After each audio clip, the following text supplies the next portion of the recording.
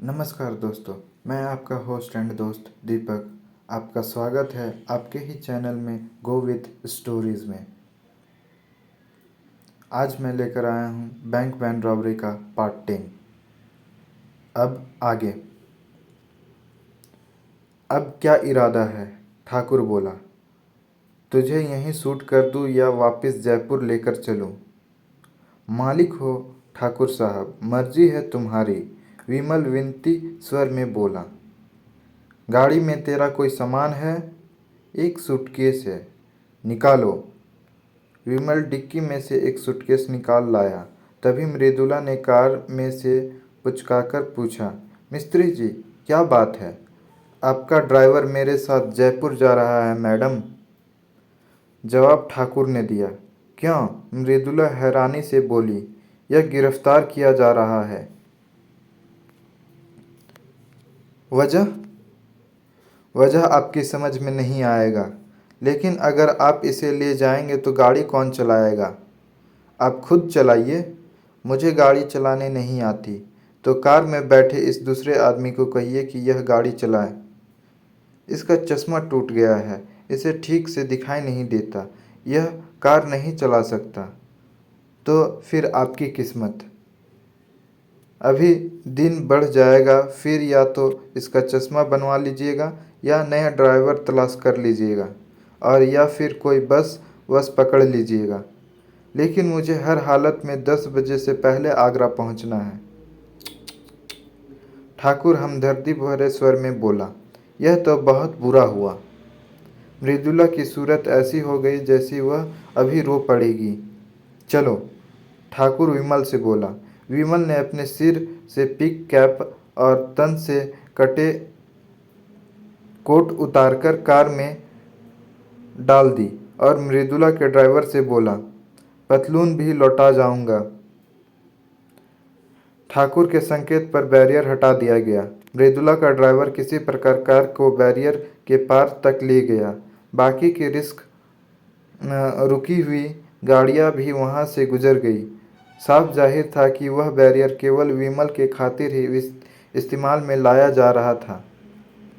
ठाकुर ने उसे समीप खड़ी एक जीप में सवार होने के लिए कहा। विमल ने तुरंत आज्ञा का पालन किया। ठाकुर जीप की ड्राइविंग सीट पर बैठ गया। जीप वापस जयपुर की तरफ उड़ चली। कोई आधा घंटा खामोश रहने के बाद विमल ने जुबान खोली। मैं तो बड़ी सावधानी से भागा था, फिर तुम्हें मेरी खबर कैसे लग गई? मैंने तेरे निगरानी का बड़ा चौकस इंतजाम करवाया था, ठाकुर ने बताया। लेकिन मुझे तो अपनी निगरानी करता कोई दिखाई नहीं दिया था। तीरथ सिंह दिखाई नहीं दिया मुझे? तीरथ सिंह दिखाई नहीं दिया तुझे?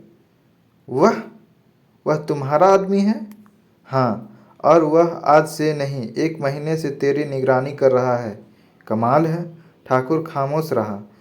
बैंक वैन रॉबरी में वह शामिल है? हाँ। विमल खामोश हो गया। जीप वापस जयपुर पहुंची। पुराने घाट वाली सड़क पर एकाएक ठाकुर ने जीप रोक दी। सामने 2 रास्ते थे। वह गंभीर किंतु नम्र स्वर में बोला, एक दाएं और एक बाएं। दायां रास्ता सीधा तुम्हें गैराज की तरफ जाता है और बायां रास्ता सीधा सेंट्रल जेल की तरफ। तुम कौन से रास्ते पर जाना चाहते हो? मैं जेल नहीं जाना चाहता, विमल धीरे से बोला। समझदार आदमी हो, ठाकुर बोला, लेकिन ईमानदार नहीं। मैं दोबारा शिकायत का मौका नहीं आने दूंगा। वादा? हाँ। वैसे ही वादा जो तुम पहले ही वादा खिलाफी का इरादा कर लेने के बाद कहते हो। नहीं, मैं दिल से वादा करता हूँ। ऊपर वाले को मानते हो? बहुत ज़्यादा। तो उसकी कसम खाकर कहो कि दोबारा भागने की कोशिश नहीं करोगे और पूरा साथ दोगे।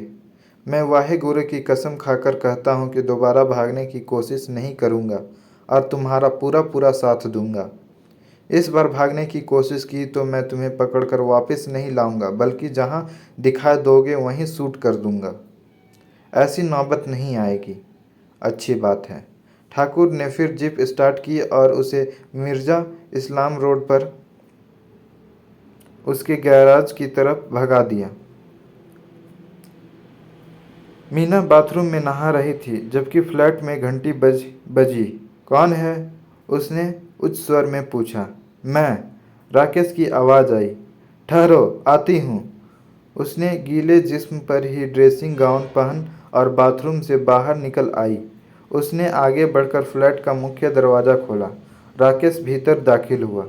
उसने अपने पीछे दरवाज़ा बंद कर दिया।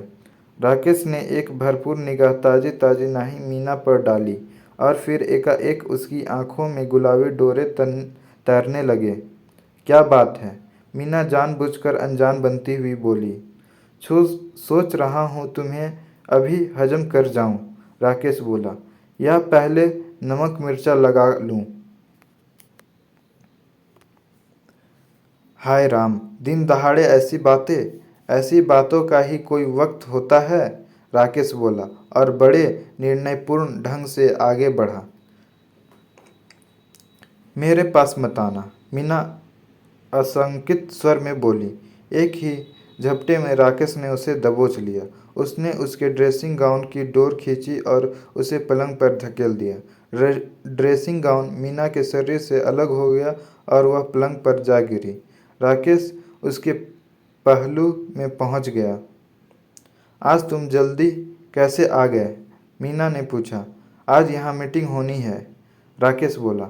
ठाकुर आने वाला है और उसके नए फसाए चेले चपाटे आने वाले हैं। तो फिर छोड़ो मुझे, वह आता ही होगा। इतनी जल्दी नहीं आने वाला। कम से कम खिड़की तो बंद कर लो। रहने दो, कोई नहीं देखता। तुम पागल हो? वह तो हूँ ही, लेकिन मुझे पागल बनाया किसने? मीना हंसी। राकेश जोधपुर के एक बहुत बड़े रईस का लड़का था। उसकी मीना से मोहब्बत की वजह से वह राकेश पर बहुत खफा था। मीना एक मामूली घर की लड़की थी और जैसा कि राकेश जैसे लड़कों के रईस बाप सोचते हैं, उसका राकेश से कोई मुकाबला नहीं था। लेकिन राकेश मीना पर इस कदर फिदा था कि वह किसी भी सूरत में मीना का साथ छोड़ने के लिए तैयार नहीं था। इस मामले में उसके बाप की कोई धमकी काम नहीं आई थी।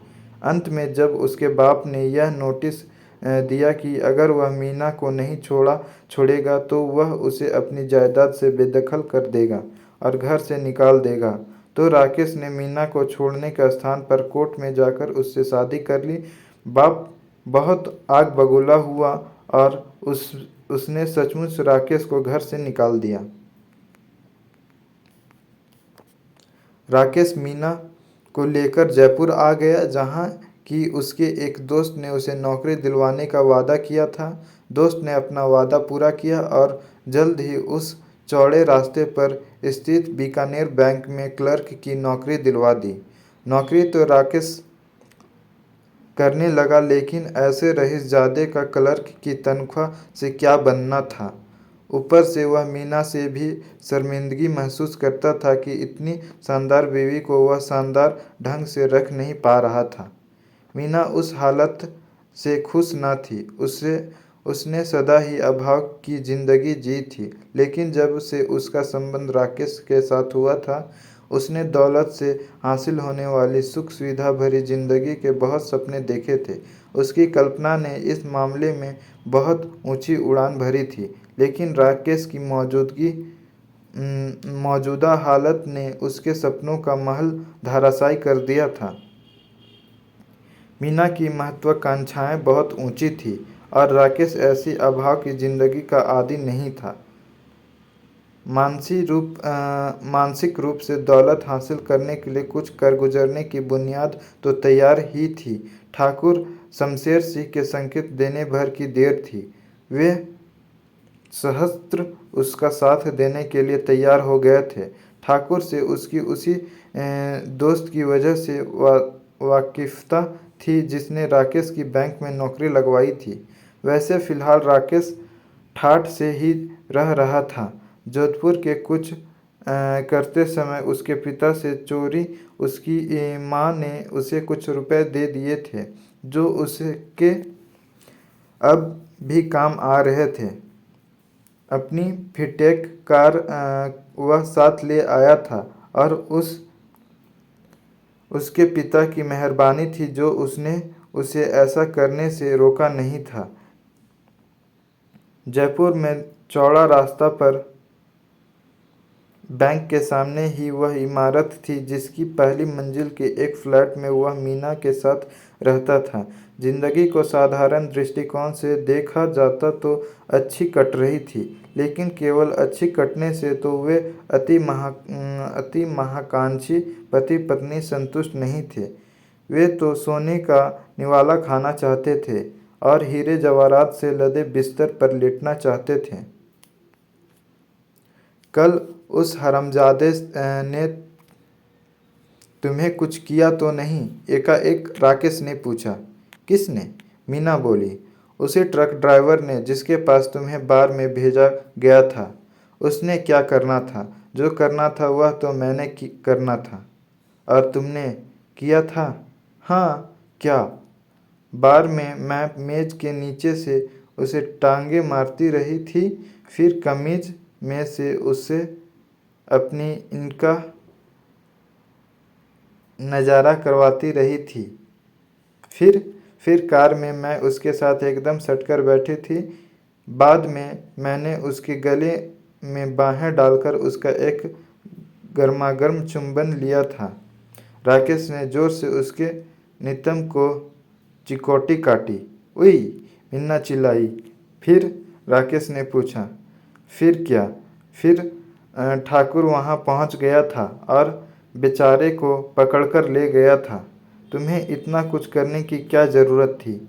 जल रहे हो।